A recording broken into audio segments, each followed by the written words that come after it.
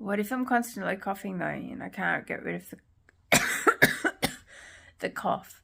Because at night when you're in bed, it's so hard to get rid of the cough. What is the thing that you can help me with there?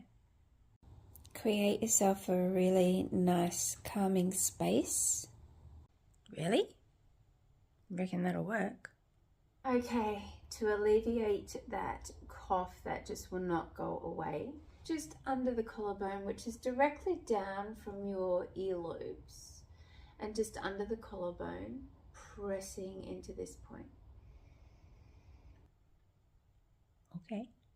Taking a couple of nice long deep breaths, you can actually massage into this point, and this is the point that is the lifesaver of coughing.